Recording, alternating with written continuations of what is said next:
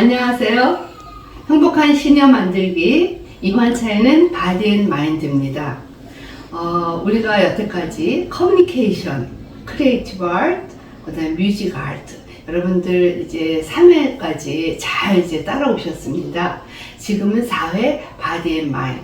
우리가 마음이 건강해야 우리의 모든 것들이 건강하다라고 이야기하죠. 그래서 우리는 크게 무엇으로 나눠지냐면 우리의 몸은 신체로 나눠집니다.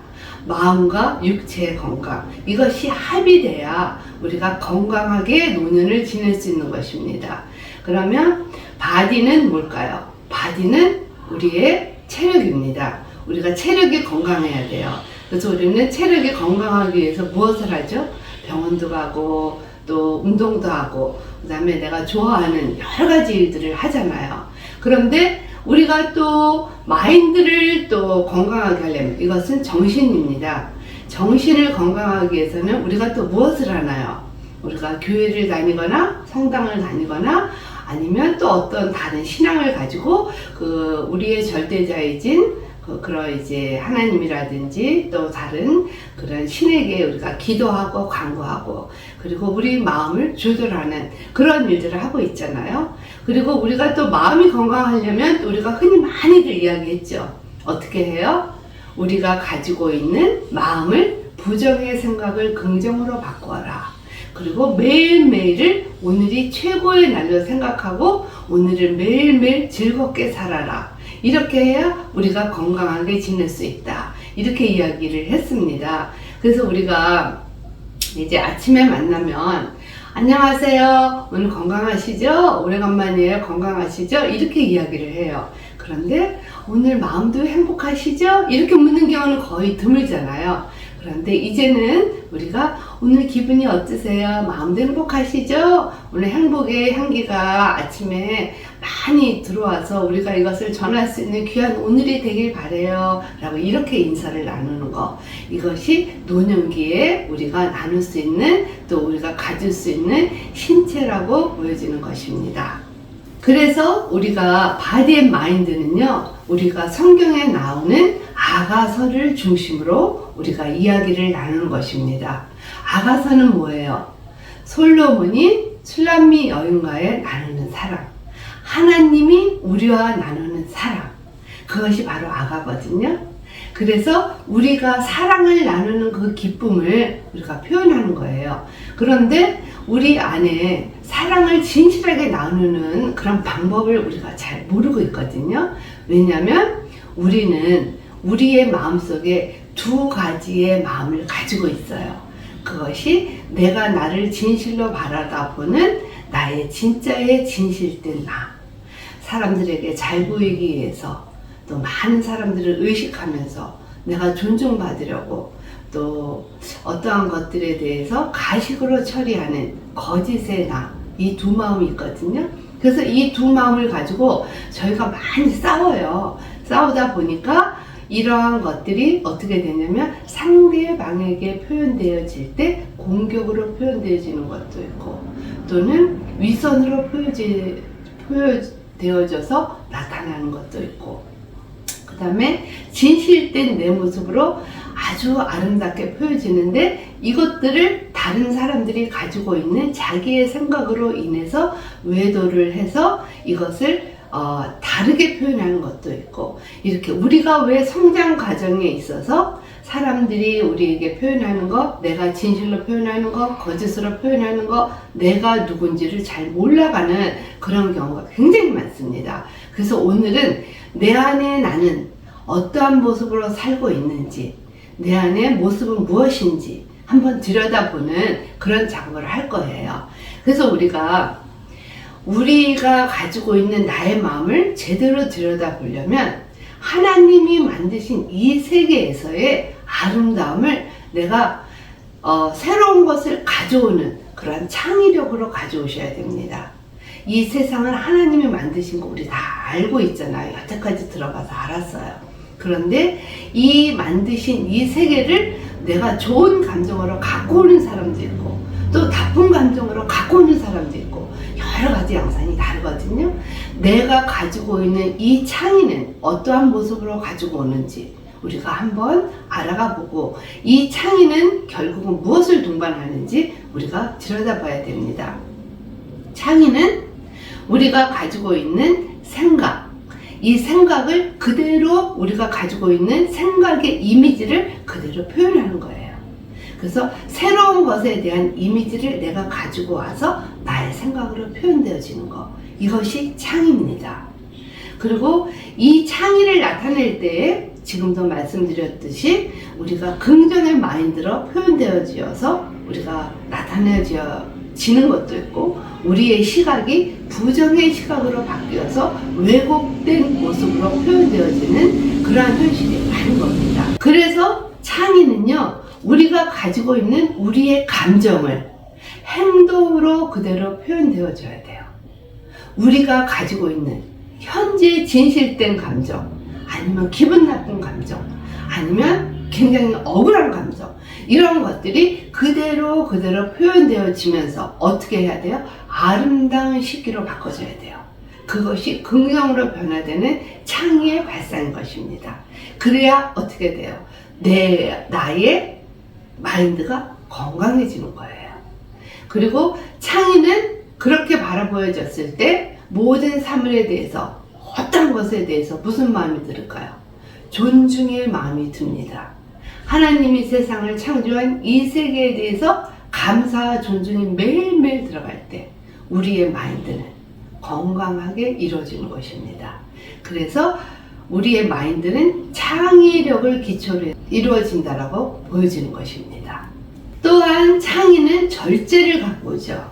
절제를 갖고 오고, 절제를 우리가 건강해지려면 우리 스스로 감정도 절제해야 되고, 우리의 행동도 절제해야 되고, 우리의 입도 절제해야 되고, 여러 가지 우리가 쓰고 있는 여러 가지 소비도 절제해야 되고 많습니다.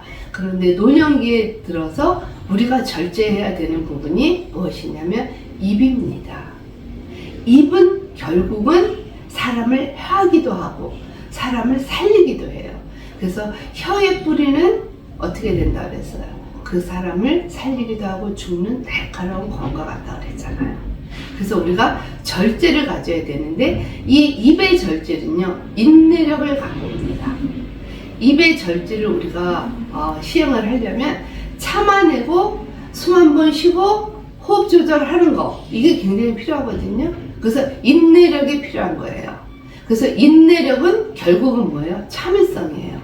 그래서 노년기에 있어서는 우리가 하고 싶은 것들을 필터링 없이 무조건 밖으로 뿜어내는 게 아니라 우리가 참을성 있게 우리가 필터링 하면서 우리가 우리를 조절하는 인내력이 필요한 거예요. 인내력의 절제, 인내력의 참을성, 이거는 과연 어디에서 이루어지냐면요, 우리 스스로가 우리를 컨트롤할 수 있는 용기에서 이루어져요. 용기 없는 사람이 말이 많거든요. 용기 없는 사람이 남의 이야기를 즐거워해요. 그래서 용기 없이 남의 이야기를 즐거워하는 사람은요, 1대1 관계에서 되게 힘들어해요. 그리고 다중으로 이어갑니다. 패거리로 이어가요. 그거는 용기가 없다라는 거예요. 그리고 그런 분들은 또 뭐가 없어요? 창의도 없고 지혜도 없어요. 그러니까 그분들의 인사이드를 이렇게 들여다보면요, 굉장히 아파요. 굉장히 아파요. 그래서 그 아픔을 이렇게 우리가 더 자세히 들여다보면요, 학대받은 경험으로 쌓여 있어서 그 사람들의 평생의 삶이 좋지가 않습니다. 그래서 우리가 노년기에는 우리가 가지고 있었던 어린 시절에 우리가 미처 느끼지 못했던 아픔이라든가 우리가 상처받았던 것들이 있다면, 이제는 우리가 창의를 가져와서 인내와 절제로 우리가 그런 것들을 극복해 나가는 그러한 아름다운 미덕을 우리 스스로가 갖춰야 돼요. 그래서 그러한 미덕이 우리 안에서 나 자신 스스로가 아름다운 덕을 쌓아가는 것, 이것이 정신건강, 이것이 노년기의 아름다움인 것입니다. 참 우리가 흔히들 이야기는 잘해요. 아, 나 참을성이 없어? 참을성이 있어. 내가 평생을 어떻게 살아왔는지 알아? 참고 살아왔어. 그리고 굉장히 노력했어. 내 안에는 인내를 너무해서 쉽게 얘기해서 사리가 나올 정도야 라고 이야기들을 하십니다. 그런데 정말 우리가 인내를 했는지 한번 생각을 해보는 그런 시간이 돼야 됩니다. 인내는 뭐예요? 기다림입니다. 기다림. 우리가 음식점에 갔었을 때 줄을 많이 쓰잖아요. 노년기일수록 기다리지 못해요. 성격이 급해요. 특히 이제 남자 어르신들을 보면은요, 그걸 못 기다리세요. 그리고 거기서 와이프한테 막 화를 내세요. 어쩌라고. 그리고 나서는 발을 동동동동 구르세요. 왜냐면 평생을 인내로 살아오시지 못했기 때문이에요.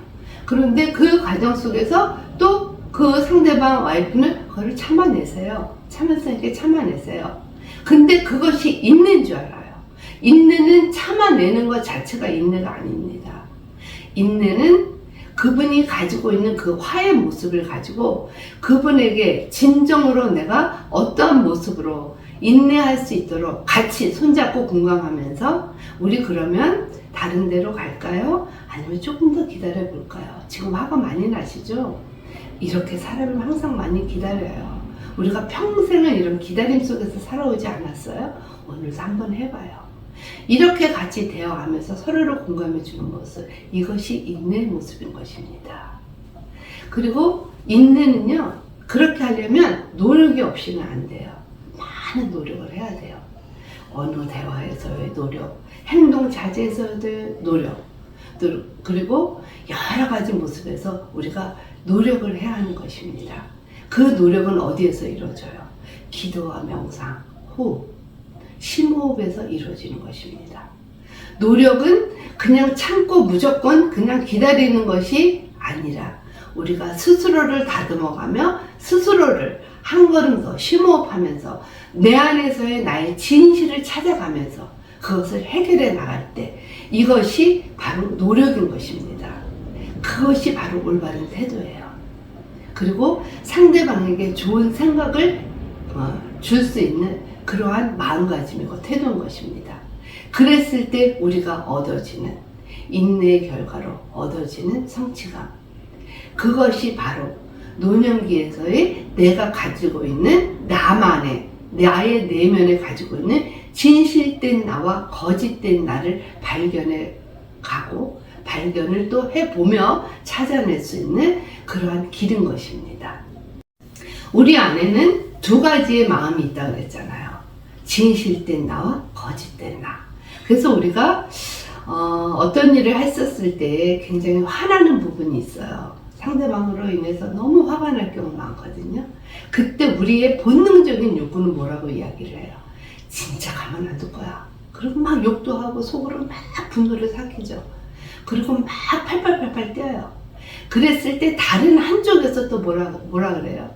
그래, 너 진짜 많이 화났을 거야. 근데 조금만 참아봐. 걔도 아마 그런 부분이 있어서 너한테 이렇게 이야기하지 않았을까? 참 불쌍한 인간 아니야? 그리고 이제 서로가 서로를 다듬는 모습. 이것이 본연의 나와, 본질적인 나와 또 다른 나. 이것이 바로 진실의 나와 거짓의 나가 공존하는 것입니다. 그래서 우리는 이 두 가지의 모습을 가지고 평생을 살아오는데 우리의 거짓된 모습이 너무 많으면 많을수록 우리가 어떻게 해요? 포장을 하게 돼요.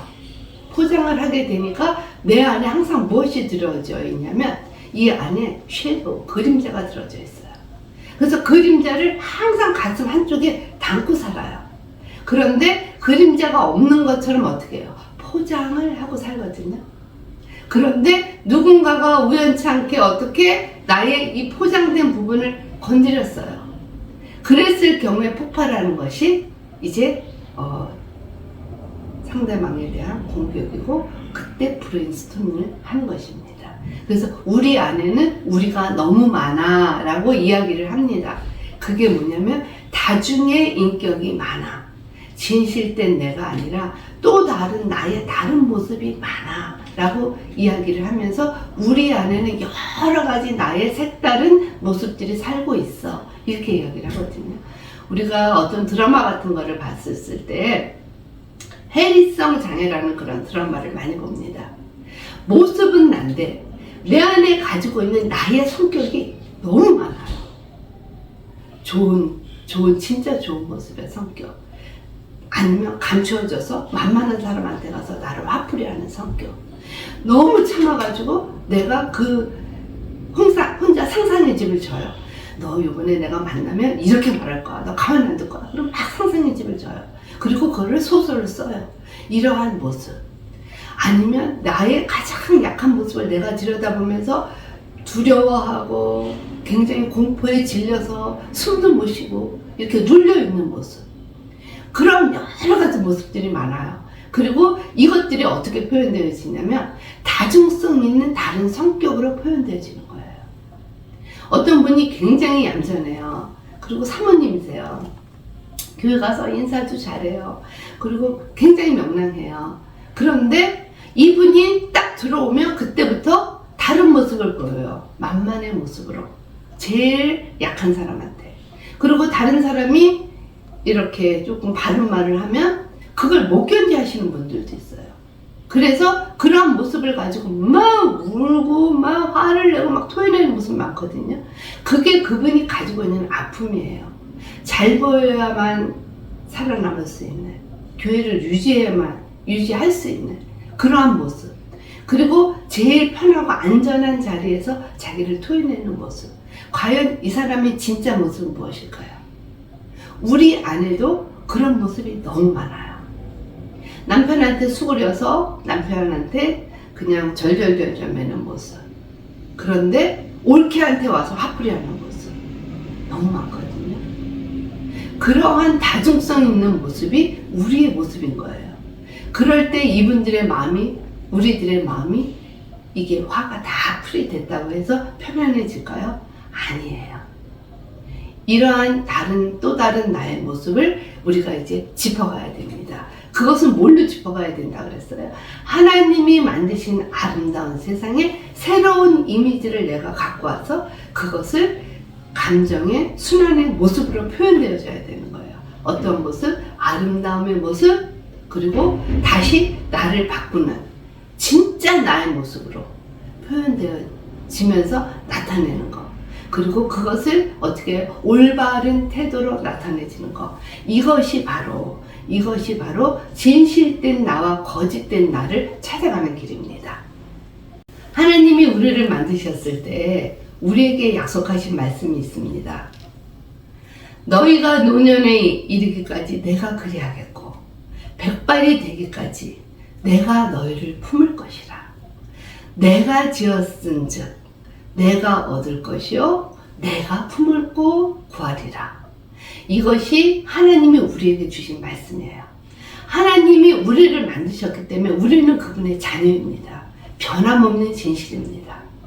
그런데 만드신 그분의 목적에 달리 우리는 어떻게 해요? 세상 사람들과 어울리다 보니까 또 다른 하나님의 만드신 그 본연 자체를 잊어버리고 우리가 우리를 만들어가는 그 모습으로 살아가고 있거든요. 그런데 하나님께서 우리에게 늘 말씀하세요. 너는 나의 자녀이기 때문에 내가 품을 것이라. 두려워하지 말아라. 내가 너와 항상 함께하리라. 이렇게 이야기하세요. 그런데 우리는 순간순간 잊어버리면서 우리 안에 가시를 가지고 살고 있습니다. 그래서 우리가 가지고 있는 나의 본질은 어디로 갔는지 우리가 모르고 세상살이에서 포장되어 가면서 살아가는 나. 이것이 바로 거짓된 나의 모습. 그러나 이것이 거짓인 줄 몰라요. 왜냐하면 세상을 살기 위해서 하나님이 만드신 그 본연을 잊어버리고 발버둥 치면서 사는 모습. 이것이 나의 거짓이고 거짓이 많다 보면 진실을 왜곡하게 되거든요. 그래서 진실이 없어져요. 그래서 내가 진실이 무엇인지를 몰라요. 그리고 거짓으로 살아가는 경우가 많습니다. 여러분들 우리가 흔히 잘 아는 미운 오리 새끼라는 그런 이제 동화가 있습니다. 여러분들 미운 오리 새끼 잘 아실 거예요. 오리가 엄마 품에서 이제 알에서 깨어나와가지고 오리가 됐어요. 그런데 거기에 또 다른 오리가 한 마리가 태어났어요. 그 근데 생김새도 다르고 모습도 달라요. 그리고 빛깔도 달라요. 그러니까 다른 오리들이 그룹이 지어가지고 쟤는 이상하게 생겼어 라고 이렇게 룩다운을 해요. 그리고 내가 가진 나의 모습이, 오리의 모습이 제일 이쁜 줄 알아요. 왜? 그 무리가 다 그렇게 생겼기 때문에. 우리가 애 굽는 세상에 가면은 두는 멀쩡한 사람이 장애잖아요. 마찬가지로 우리가 가지고 있는 오리의 세계에서의 백조는 장애예요. 그래서 룩다운을 해요. 우리들이 계속 쟤 이상하게 생겼어, 쟤는 이상하게 달라. 그리고 구박을 해요. 구박을 하면서 그 백조가 어떻게 살아왔냐면, 아, 나는 정말 못생겼구나, 나라는 사람은 뭔가 달라. 그리고 구박받으면서 본인 스스로가 자존감이 낮은 상황으로 자라게 됐어요. 그러다가 어느 날 이 백조가 나들이를 갔어요. 나들이를 갔는데 저 바깥에서 어떠한 새들이 또 떼를 지어서 놀고 있는 거예요. 그리고 거기를 갔더니 자기의 모습과 같았어요. 그때 이 백조가 갈까 말까 이제 망설이기 시작을 한 거죠. 왜? 나는 오리인데 또 다른 저 새는 뭐지? 하고 이제 갈까 말까 망설이기 시작했었을 때 그 백조의 그룹에서 이 백조에게 오라 그래. 미운 오리에게. 야, 너 이리 와봐. 이리 와. 너 왜 거기 있니? 우리하고 같이 놀아. 그러니까 이 미운 오리가 어떻게 이야기를 해요? 나는 너희하고 놀 수가 없어. 나는 저쪽에 오리야. 이렇게 이야기를 해요. 근데 백조가 무슨 소리야? 너는 백조야. 너는 우리하고 똑같이 생기지 않았니? 이 흰색의 빛도 아름답고 생김도 이쁘지 않니? 이렇게 이야기를 해요.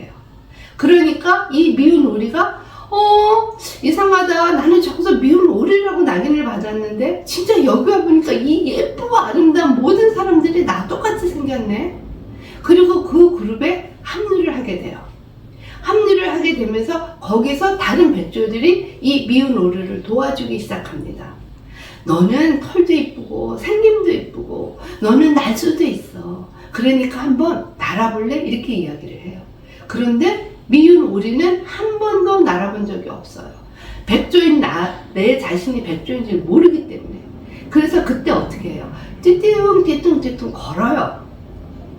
걸었을 때 백조가 이야기를 하죠. 아니야, 너는 날 수 있어. 너는 우리와 같은 사람이야. 날 수 있어. 한번 해봐. 그리고 도와줘요, 날게끔. 그러니까 이 미운 오리가 그때 날개를 피고 띠뚱띠뚱 걷는 거에서 날개를 포도도독 하고 날아보기 시작을 해요. 그리고 날아봐요. 날아봤더니 나도 날 수 있네. 정말 나도 날 수 있구나. 이러면서 백조의 그 본연의 모습, 아름다운 자태의 모습으로 우뚝 서면서 날아가요. 그때 이 백조가 알아차려요. 나의 본연의 모습은 뭐였어? 백조였구나. 그런데 나는 여태까지 백조인 줄을 모르고 다른 그룹에서 성장을 하다 보니까 거기서 구박받고 천대받고 멸시받고 살다 보니까 내가 자신감도 없고 자존감도 떨어지고 할 수 있는 게 아무것도 없다라고 이날 이때까지 생각하고 살아왔구나. 그리고 백조가 다시 생각을 바꾸죠. 마음을 바꾸죠. 나는 참으로 아름답고 고귀한 날 수도 있는 멋진 자태를 뽐낼 수 있는 백조구나. 그리고 다시 자존감이 향상되고 가지고 있었던 아픔을 버리게 돼요. 언제? 본연의 나의 모습을 발견을 했을 때. 본연의 나의 모습을 발견을 했을 때 백조가 백조다운 모습으로 바뀌면서 승화되는 그런 스토리의 이야기입니다. 우리가 가지고 있는 우리 안에 두 마음이 정말 거짓의 내가 진짜 마음인 건지, 내가 가지고 있는 백조의 모습이 나의 모습인 건지를 우리가 들여다봐야 돼요. 여태까지 세상에서 살면서 사람들에게 인정받고 사람들에게 잘했다 칭찬받고 잘 보려고 애쓰고 가진 것이 없는 열등감 안에서도 과대평가해서 있는 척하고 잘난 척하고 했었던 그 모습이 나의 진짜의 모습인가? 그러면서 비굴하면서 살아왔고 또 남을 험담하고 저 사람을 이기기 위해서 내가 그 자리에 올라서기 위해서 누구를 죽여야만 되고 이러한 모습으로 내가 조금 더 잘 살기 위해서 저 사람에게 압박을 가하고 돈이 나에게 생명줄이니까 내가 그것을 붙들고 그리고 그것만 향해서 나갔던 내 모습인가? 하나님이 나를 처음에 창조하셨을 때 그 모습으로 누구든지 나에게 구하라. 구하면 내가 너에게 줄 것이다. 라는 말씀을 붙들고 매일매일 아름답고 행복하고 진실된 내 모습, 열등감이 넘쳐흐르는 내 모습도 사랑하고 가진 것이 없어도 부유함에 처하는 내 모습도 사랑하고 상대방을 존중하고 나를 만드셨던 그 귀한 보화, 그 보배의 진주 같은 보배의 모습으로 평생을 살아오면서 나를 개발해냈었던 것이 내 모습인가 한번 들여다보셔야 됩니다. 그래서 우리 안에 우리가 가지고 있는 우리 안에 내가 너무 많아. 우리 그 가시나무새라는 그런 노래가 있거든요. 내 안에 내가 너무 많아. 내 안에 내가 너무 많아. 내 안에 나는 어떤 것인가? 내 안에 나는 하나님이 만들어주신 그 존귀함 자체, 그 모습 하나인데 내가 가지고 오면서 가지고 있는 수많은 가시나무, 이것이 내 안에 나가. 물고기 고깃덩어리를 물고 물가를 지나는 늑대처럼 물고기에 빠진 모습, 욕심이 있어서 그걸 먹으려고 들어갔다 빠져 죽는 내 모습이 그 모습인가? 이것이 우리가 가지고 있는 내 안의 다른 두 가지의 모습인 것입니다. 그래서 우리가 이제 심리학적으로 이야기를 하면요, 심리학에서 조에리의 창이라는 그런 이제 그 심리학 용어가 있습니다. 그 조에리의 창은 뭐냐면, 우리가 가지고 있는 나도 알고 너도 아는 나의 부분이 있어요. 내가 누구라는 걸 다 알아요. 저는 누구예요? 어린이학교, 가나안 어린이학교 원장, 행복한 시니어 만들기 디렉터, 그 다음에 유아교육 교수. 여러분들 다 아세요. 저 사람들하고 나도 알아요. 그렇게 공개된 부분에 아는 부분, 이것이 공개된 부분이에요. 그런데 이제 또 한 모습은 뭐냐면, 나는 알아요. 나는 아는데 너는 몰라요. 나는 내가 학교 다닐 때 공부를 잘했는지 못했는지 나는 알아요. 그죠? 내가 공부를 아주 잘했으면 서울대학을 갔겠죠. 그런데 제가 공부를 못했기 때문에 서울대학을 못 갔어요. 이건 나는 알아요. 그런데 나는 서울대학을 못 나왔어. 나는 2차 학교를 나왔어. 라고 이렇게 이야기한 지 거의 얼마 안 되거든요. 왜냐하면 수치의 부분, 내가 숨기고 싶어하는 부분이 있었기 때문이에요. 그래서 나는 아는데 상대방에게 말하고 싶지 않은 부분이 있어요. 그게 나는 알고 너는 모르는 부분이에요. 그런 부분이 숨겨진 부분이에요. 그런데 우리는 또 이렇게 이야기를 해요. 나는 알아, 너는 몰라. 그런데 어떻게 우연의 일치로 나의 과거사를 쭉 들여다봤어. 봤는데 우리가 다 연결고리가 있잖아요. 그래서 나는 알고 있고 저 사람은 모를 거야 그랬는데 제3자를 통해서 나를 알게 됐어요. 그런데 이거를 정확하게 알지 못해요. 정확하게 알지 못하는데 대충 아는 거를 가지고 저 사람을 내가 잘 알아 하고 보태기를 해가지고 저의 과거사, 저의 가정사를 온 천지에 이야기를 해요. 그것은 그 사람이, 그 상대방이 온 천지에 이야기를 하는 사람은요, 그 사람이 가지고 있는 숨겨진 부분이 너무 많다는 거예요. 너무 많기 때문에 자기가 갖고 있는 숨겨진 부분이 탄로날까봐 저 사람이 가지고 있는 내가 아는 자세하게 알지 못하는 그냥 헛소문 플러스 거짓말 플러스 해가지고 저 사람을 아는 척해서 막 퍼뜨려요. 이게 우리 노년의 모습이거든요. 나는 내 자신을 알아요. 상대방은 내 자신을 몰라요. 모르는데 아는 것처럼 말해가지고 소문을 퍼뜨리는 거. 숨겨진 부분, 그 숨겨진 부분이 그 사람 안에 가장 많이 있다라는 겁니다. 그래서 우리는 나는 알고 상대방을 모르는 숨겨진 부분에 그런 우리 안에 마음이 있습니다. 또 하나는 나는 잘 몰라요. 내가 누군지를 나는 잘 몰라. 상대방은 알아. 상대방은 내가 누군지 알아. 우리 이제 흔히 이야기를 하면 우리 자랐을 때 어머님들이 이렇게 얘기하죠. 너는 너를 잘 몰라. 나는 너를 알아. 왜? 내가 너를 세상에 태어나게 했거든. 엄마가 너를 제일 잘 알아. 이런 부분이 있죠. 진짜 내가 누군지를 잘 모르는 경우가 많아요.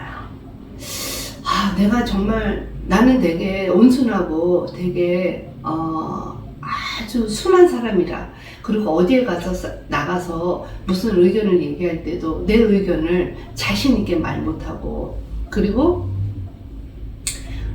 이렇게 겁에 두려워서 말씨도 세게 하지 못하고 굉장히 부드럽게 해. 그래서 나는 이게 사람들이 나를 얕볼까봐 되게 힘들어 라고 제가 이제 저를 그렇게 생각하고 있어요. 그래서 나는 내가 그런 줄 알아요. 그런데 상대방은 나를 알아요. 어떻게 알아요? 아니야, 여기서 더 세면 큰일 나. 너 굉장히 세. 말도 잘해. 응? 잘 따져. 어디 가서 지지 않아. 이렇게 이야기하는 부분이 있죠. 그게 상대방은 나를 알아. 근데 나는 내가 나를 잘 몰라.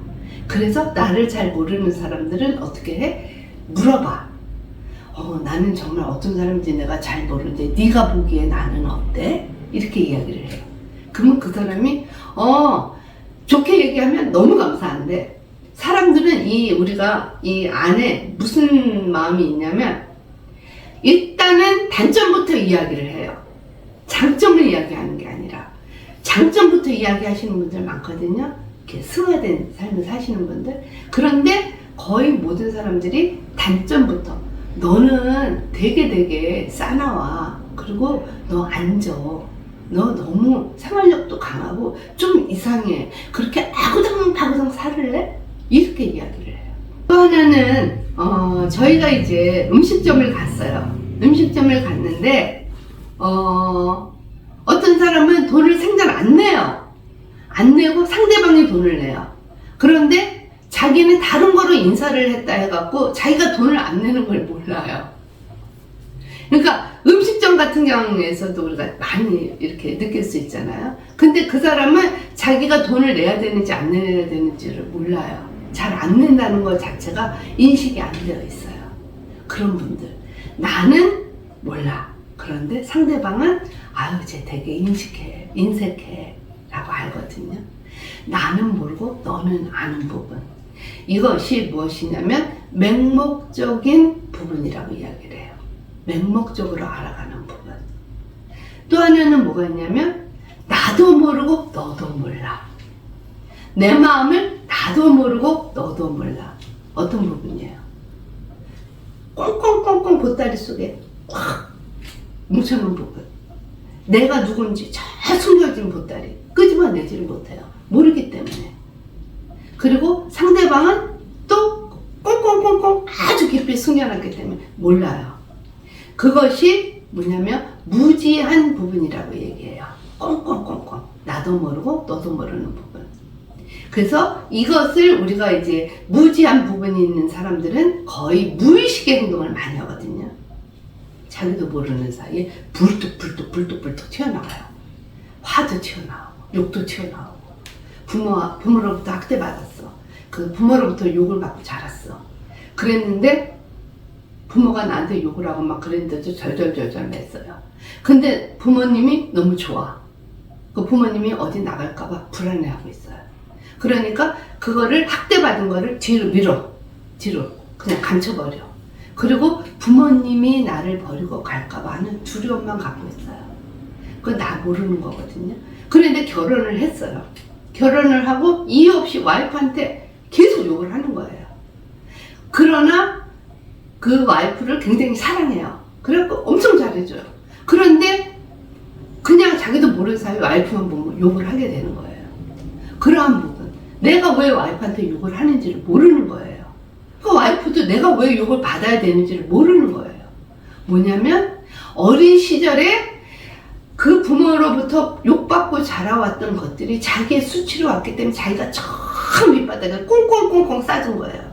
그리고 겉으로 보여지는 거는 뭐냐면 엄마가 나를 두고 도망가면 어떡하지? 라는 두려움이 있기 때문에 그냥 잘해주는 거예요. 근데 어느 순간에 계속 욕이 나오는 거야. 자기도 모르게. 그러니까 너도 모르고 나도 모르는 부분. 그래서 이런 케이스가 이제 상담이 오거든요. 그러면 어린 시절부터 들어가요. 들어가 보면 그 와이프도 모르는 거예요. 잘해줘. 엄청 잘해주는데 이상하게 그 욕을 잘해. 욕 때문에 못 살겠어요. 내가 왜 욕을 하는지 모르겠어요. 내가 왜 욕을 받아야 되는지 모르겠어요. 어린 시절에 잘해주는 거는 엄마가 도망갈까봐, 나를 버리고 나갈까봐 하는 그러한 살기 위한 작전으로 와이프가 나가면 안 되니까 잘해주고, 가장 자기가 학대받았던 그 어려운 시절은 떠올리기 싫으니까 저 밑바닥에 꽁꽁꽁꽁 감춰뒀다가 순간순간 튀어나오는 거예요. 이러한 부분들. 우리 안에 그게 너무 많습니다. 그래서 우리는 두 마음을 갖고 있는 거예요. 거짓된 나와 진실된 나. 내가 가지고 있는 나의 마음의 상태에 정말 거짓된 나는 무엇인지, 정말 진실된 나는 무엇인지 한번 들여다보셔야 됩니다. 요즘에 이제 저희가 아직도 이런 분들이 계시긴 계시더라고요. 같이 잘 놀았어요. 잘 놀고 같이 서로가 먹을 것도 해가지고 막 이렇게 했어요. 친하게 지냈어요. 친하게 지내고 또 상대방이 오면 인사도 잘하고 굉장히 나이스하게 하신 분이 있었어요. 그런데 그 사람이 딱 뒤를 돌아가면 그때부터 이 사람은 그 사람에 대해서 욕을 하기 시작하는 거예요. 이유 없이. 뭔지 몰라요. 예를 들면 저 사람이 뭐 발뒤꿈치가 달걀형이라 너무 싫어 뭐 이런다든지, 아니 쟤는 왜 저렇게 산대? 라든지 그렇게 욕을 하는 거예요. 그러다 보니까 결론은 뭐냐면 이 사람이 가지고 있는 그 상대방에 대해서 안 좋은 감정을 이 사람 저 사람들한테 막 이야기를 한 거예요. 근데 이게 우리가 진실은, 이 거짓은요 오래가지 못하거든요. 탄로나게 돼 있어요. 그래서 결국은 이게 이제 다 탄로가 나는 그런 이제 상황에 있는 사람들을 봤어요, 제가.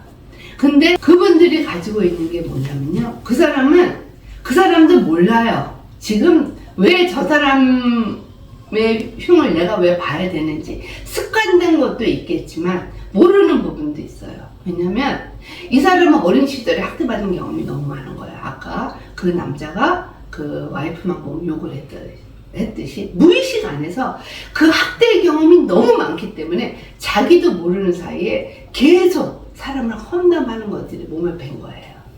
그래서 내가 감추고 싶은 것이 너무너무 많은 사람들이 상대방을 공개적으로 소문을 퍼뜨리고 상대방을 공개적으로 모함을 하고 궁지에 몰아넣는다는 거, 상대방을 상처를 준다는 거, 그것이 바로 나도 모르고 너도 모르는 그러한 부분이에요. 그것이 무지한 부분이라고. 무지는 무의식에서부터 차고 올라온 부분이라고. 그래서 우리가 그분들을 어떻게 해줘야 돼요? 그러한 가지고 있는 아픔이 이 수면 위로 이렇게 올라올 수 있도록 도와줘야 돼요. 우리의 감정이 화가 나서 그분들하고 싸울 것이 아니라 그 사람들이 가지고 있는 자기도 모르는 사이에 저지르는 이러한 행동들을 수면 위로 이렇게 올라올 수 있도록 도와줘야 되는 거. 이것이 우리가 행복한 시녀 나누기 프로그램에 참가하는 지도자들이 해야 하는, 어르신들에게 다가가서 도움을 주어야 되는 그런 영향력인 것입니다. 정말 중요한 것은 감추는 것이 많을수록 심리적인 소모의 에너지가 크다라는 거. 그래서 공격적이고 분노를 잘 일으켜서 반사회적인 것이 되어서 침해받았을 때 이것이 공격과 분노로 발산되게 된다면 그 사람이 자기를 알아차릴 수 있도록 도와주는 역할을 못하는 거예요.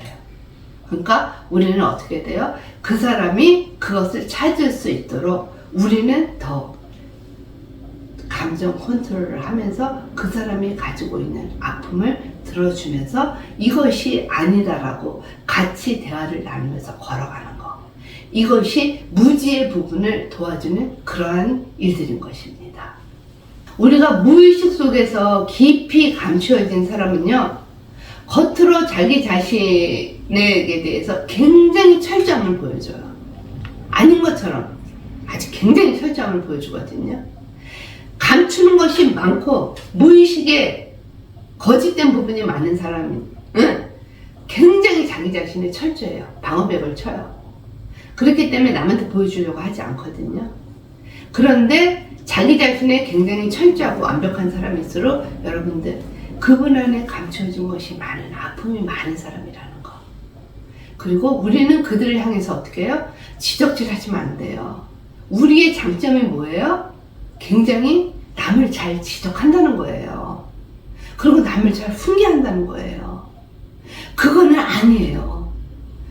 우리 이렇게 제가 여러 시니어분들을 만나시면요, 아시는 게 너무 많아요. 너무 많다 보니까 우리는 교과서적으로요, 너나 할 것 없이 아는 사람이 많아요. 65세 이상 70세 넘어가면요, 이 아는 것이 지금은 이제 유튜브들이 많이 나와갖고 목사님들이 말씀을 많이 전해서 말씀의 홍수 시대라고도 표현하거든요. 마찬가지로 이 노인이 되면요, 이 경험의 지혜가 많기 때문에 아는 것이 굉장히 많아요. 그런데 우리가 성숙된 노인일수록 뭐 한다 그랬어요? 말을 아낀다 그랬어요. 지적을 하지 않아요. 그리고 훈계를 하지 않아요. 어떻게 한다 그랬어요? 들어준다 그랬어요. 들어주어야만 그분 안에 가지고 있는 그 진실된 마음을 서로가 내놔서 우리가 서로가 교통할 수 있고 상호작용할 수 있고 하나가 되는 것입니다. 절대로 지시하거나 훈계하거나 탓하거나 교육하려고 하지 마세요. 저희가 이제 제가 어린이 학교를 하고 있잖아요.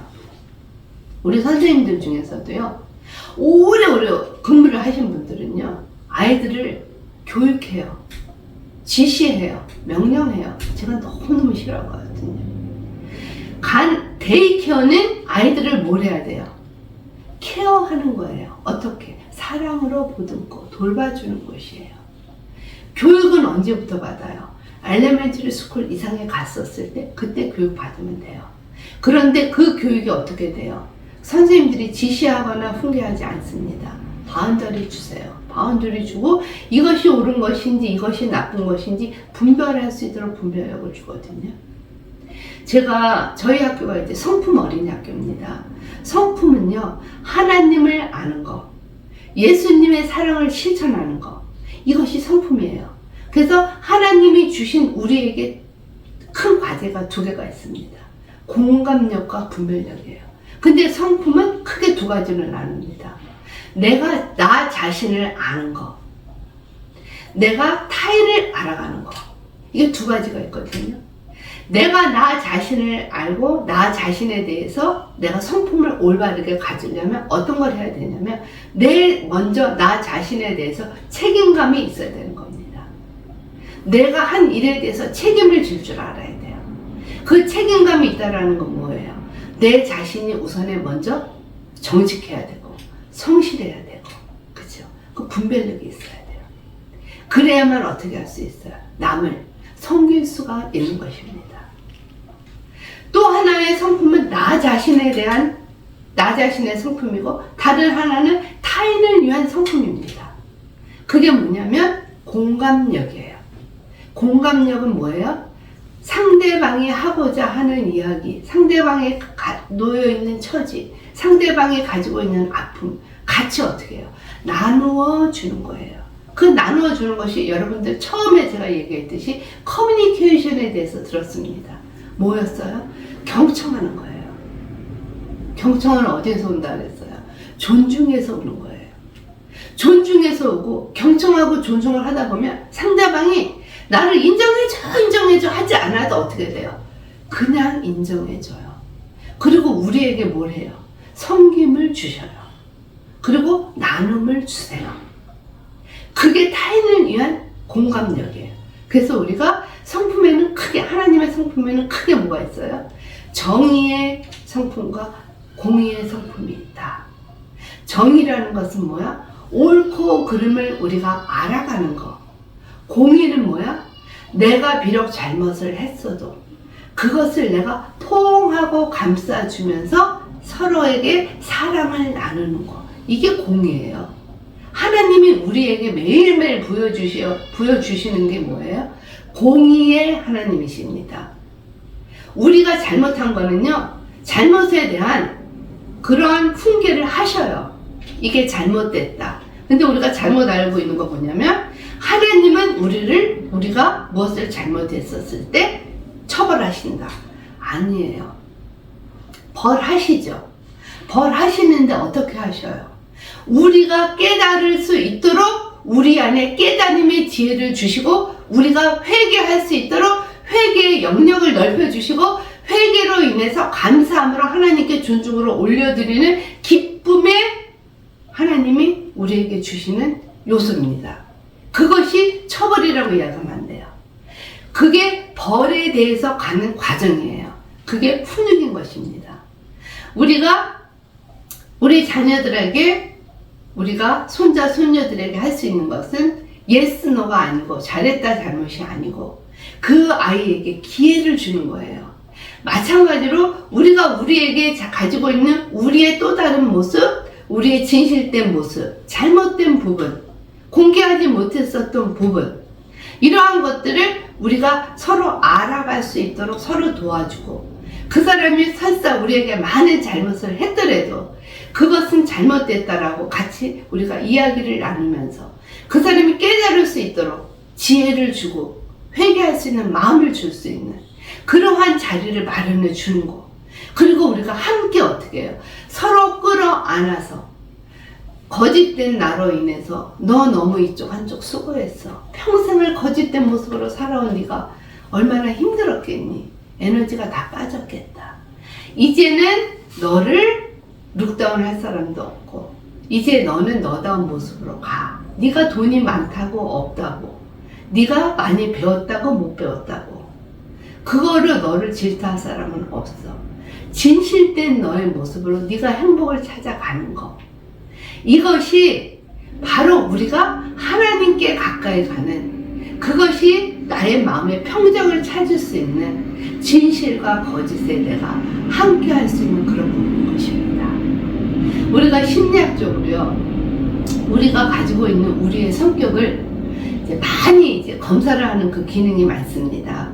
그것이 여러분들 많이 들어보셨을 거예요. MBTI 성격 검사가 있어요. 그 다음에 기질 검사가 있어요. 네가 진짜 다혈질이야? 우울질이야? 뒤끝 장난 아니네? 되게 공격적이네? 그러한 기질 검사가 있어요. 그래서 기질에는 다혈, 우울, 점액, 담질, 이런 이제 기질이 있거든요. 그리고 또 하나는 이제 저희가 혈액형 검사가 있습니다. 여러분들 잘 아시죠? 너 A형이야? 너 B형이야? 너 AB형이야? 나 B형하고 안 놀아. 너 AB형 너무 깐죽스러워. 뭐 이런 식으로 하잖아요. 그게 하나만 갖고 표현되어지는 게 아닙니다. 그리고 우리가 갖고 있는 애니어그램이라는 성격의 유형 검사가 있습니다. 이런 것들이 다 하나가 조합이 돼야 돼요. 그리고 가장 중요한, 우리가 가지고 있는 우리 안에 거짓된 모습과 진실된 모습을 파악해서 내가 알 수 있는 다중인격 검사가 있습니다. 여러분들, 우리 이거 시니어 과정 다 끝나면 다중인격 검사 패스하셔야 돼요. 그거 하셔야 돼요. 400불인가 600불인가 내고 하셔야 되는데, 그래야만 내가 누군지를 알아서 다른 데 가서 그분들에게 같이 여러 가지 것들을 공유할 수 있거든요. 그래서 여러 가지의 그러한 성격 유형 검사를 가지고 내가, 나는 이런 스타일이었구나. 내가 굉장히 성격이 내성적이었구나.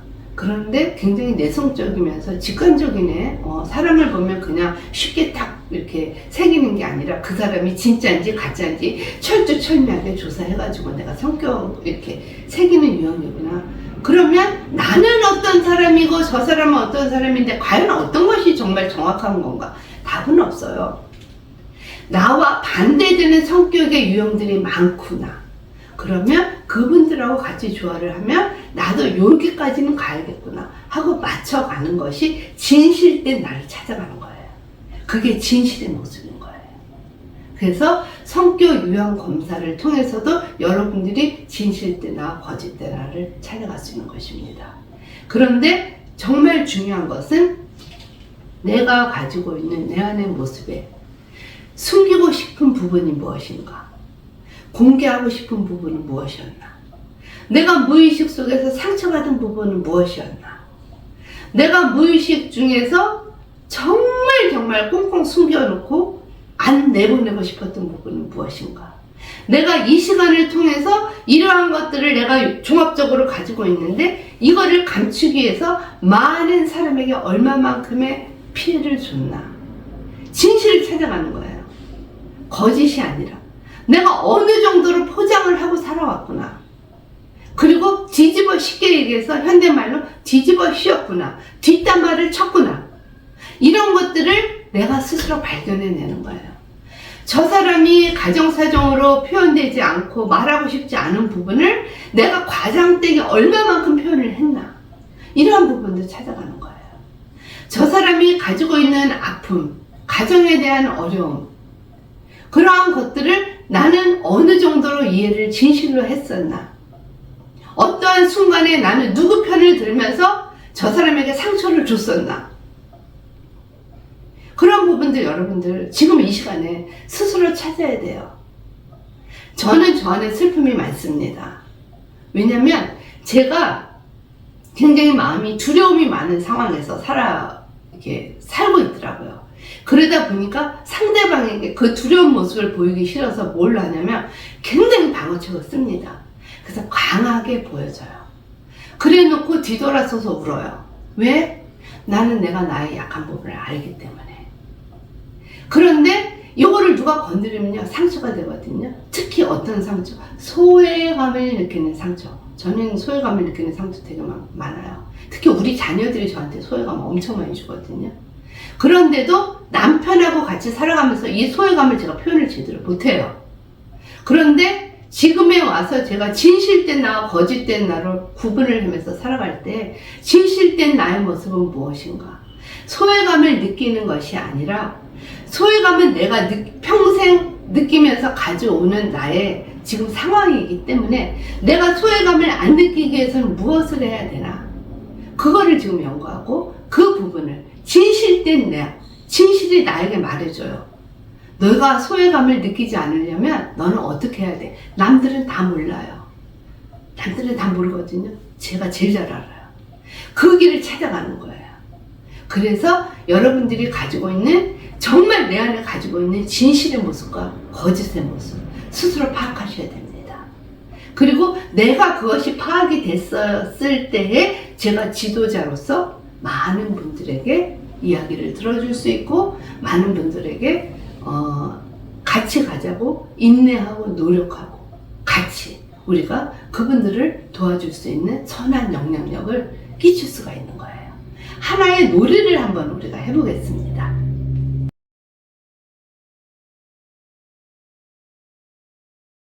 우리가 이제 놀이를 하나 할 텐데요. 이제 많은 어르신들이 계실 거예요. 그러면 그분들에게 이제 다가가서 욕구 게임 찾기를 하는 거예요. 어떻게 하냐면 지금 내가 가지고 있는 지금 진짜 내가 하고 싶은 말이 무엇인가 이야기를 나누기를 하는 거예요. 그리고 진짜 내가 하고 싶은 일이 무엇인가 이야기 나누게 하는 거예요. 제가 이제 여러분들 행복시니어 이거 하시면서 자격증 따시면 이제 노인센터 가서 일도 하실 수 있고요. 양로보건센터에 가서도 교사들을 다루는 일도 하실 수 있고요. 또 이제 다른 기관에 가서 일도 하실 수 있어요. 아니면 시니어 케어, 데이케어도 하실 수 있어요 라고 이야기를 하세요. 그러면 이제 거의 이제 어떤 분들은 나는 지금 시니어 케어를 하고 있어요. 그런데 제가 이걸 듣고 나니까 너무너무 그분들하고 나누는 게 너무 좋아요. 이렇게 이야기하세요. 그리고 어떤 분들은 나 이거 돈 벌려고 안 해요. 그냥 배우려고 해요. 배우려고 하면 뭔가 쓰여져야 돼요. 그래서 그냥 봉사로 할래요. 이렇게 하시는 분들도 있어요. 그러나 그거는 사람들한테 이야기하는 나의 허상인 거예요. 진짜 내가 갖고 있는 내가 정말 이거를 해서 무엇을 할 것인가. 교회에서 저 같은 경우는 그래요.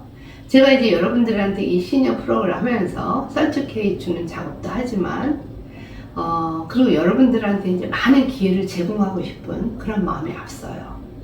그런데 어떤 분들은 이렇게 이야기를 해요. 그거 돈벌이 돼? 이렇게 이야기하세요.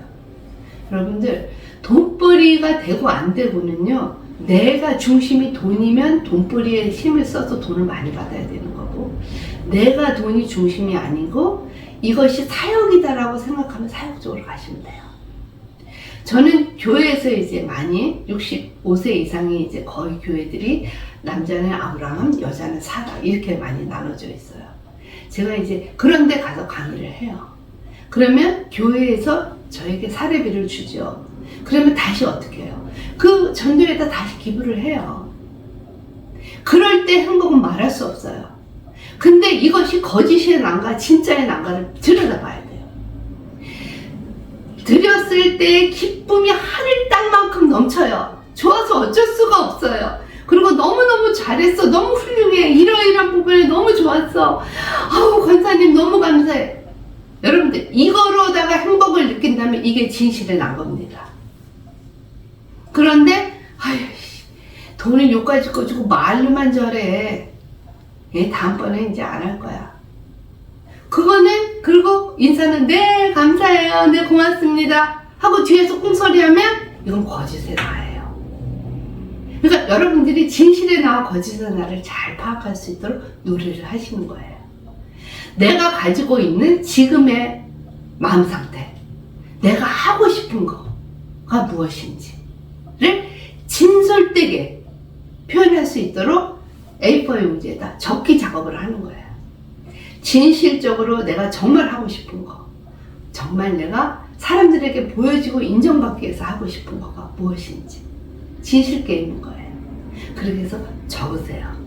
적고 만약에 나는 강의가 너무 좋아요. 그런데 이 강의하고 나니까 되게 기쁨이 있어요. 이렇게 이야기를 하면 물어보세요. 그 기쁨의 정도가 어떤지 표현해 주세요. 그러면 그분이 표현을 하다가 이건 아니구나, 이건 진실이 아니구나 스스로 느끼세요. 그분의 표정을 보면 알죠. 정말 좋아요. 할머니 할아버지들이 박수치고 노래하고 할 때요, 제가 살아있는 기쁨을 느꼈어요. 이건 진실이에요. 그러니까 내가 이 시니어 이 프로그램을 통해서 무엇을 하고 싶은지, 어떠한 욕구가 있는지 진실적으로 한번 진실과 거짓을 분류해서 적어보시는 거예요. 그리고 다른 놀이센터에 가서도 저희가 이걸 한번 해보는 거예요. 그리고 그분이 갖고 있는 지금 삶의 현장에 있어서의 내가 숨기고 싶은 것이 무엇인지, 숨겼던 것이 무엇인지, 내가 아는 것은 무엇인지, 저 사람도 알고 나도 아는 게 무엇이 있는지 한번 도표를 그려서, 제가 이제 조혜리창 여기 사이트에 올려놓지만 그걸 가지고 여러분들이 게임을 한번 해보시는 거예요. 그리고 공개된 부분에 대해서, 또 공개하지 못했었던 부분에 대해서는 여러분들 감춰 주셔야 됩니다. 아는 척 하지 마세요. 아는 척 하면 그분이 상처를 입습니다. 그리고 우리는요, 남의 상황을 제대로 우리가 알지 못합니다. 내 안에 내가 너무 많기 때문에 나도 내 안에 나를 모르는 상황인데, 저 사람이 갖고 있는 아픔을 아는 척으로 여러분들 나타내지 말고, 훈계하지 말고, 지시하지 말고. 자녀들도요, 우리가 훈계를 많이 하고 아는 척을 많이 하면요, 안 와요. 부모가 똑똑하면 똑똑할수록 그 자녀가 잘 되는 집이 없습니다. 부모가 잘 모르고 무식하고 이러한 집의 자녀들은요, 잘 돼요. 왜? 잔소리를 안 하기 때문에, 아는 척을 안 하기 때문에 내가 나를 마음껏 발휘할 수 있거든요. 그리고 그 자녀에게 귀를 기울여 주거든요. 그래서 그 자녀가 잘 되는 거예요. 마찬가지로 우리 안에 우리의 가식이 많으면 많을수록 아는 척을 많이 하는 것이기 때문에 진실된 나와 거짓된 나의 모습을 이 네 가지를 가지고 분류해서 내가 가지고 있는 하고 싶은 일, 욕구 찾기 게임을 한번 여러분들 시도해 보시고요. 그리고 절대로 이 욕구 찾기 게임을 할 때 정답이 있을까요? 없을까요? 없습니다. 우리가 답이라고 주면 돼요? 안 돼요? 안 됩니다. 정답은 없고 어떻게 해요? 그분이 하는 이야기를 내가 듣고 어떻게 해줘요? 끄덕끄덕만 해주시면 됩니다. 이것이 바로 진실된 나와 거짓된 나를 찾아가는 게임인 것입니다. 그리고 우리가 거울 속에 비춰진 나를 한번 다시 그려보세요. 내 모습이 어떤가? 물에 빠져있는 내 모습 그리기, 거울 속에 있는 모습 그리기. 그래서 나의 진실된 모습을 그리고 화장 안 하고 나를 예쁘게 꾸밀 때는 어디다가 어떻게 해야 내가 가장 예쁜 나로 표현될 수 있을까? 어떤 분들이 눈썹 그리고 입술 빨리 이렇게 바르고 그래도 이쁘게 표현될 수 있어요. 여러분들 그 과정 보면서 마음 중심에서의 마음에다가 이쁨을 표현하는 분들 계실 겁니다. 그럴 때 같이 나눠주는. 그래서 거울 속에 비춰진 나의 모습 예쁘게 꾸미기 노래를 시도해보는 거, 이것이 정말 중요한 일인 것입니다. 여러분들 가시나무의 노래처럼 내 안에 내가 너무 많아서 쉬지 못해서 고통스러워하지 마시고, 물에 비추어진 고깃덩어리 먹으려다가 빠져버리는 늑대처럼 어리석은 나 되지 마시고, 우리가 타인의 목소리에 귀 기울이지 않는 하나님이 우리를 만드신 그 본연의 모습, 너는 사랑하는 나의 자녀다라고 하나님께서 우리에게 향기 부어주시며 만들어주셨던 그 실체 본질의 모습에서 여러분들 그 믿음 가지고 하루하루 매일매일 행복이 넘치는 진실된 나의 모습으로 살아가시기를 축복합니다. 감사합니다.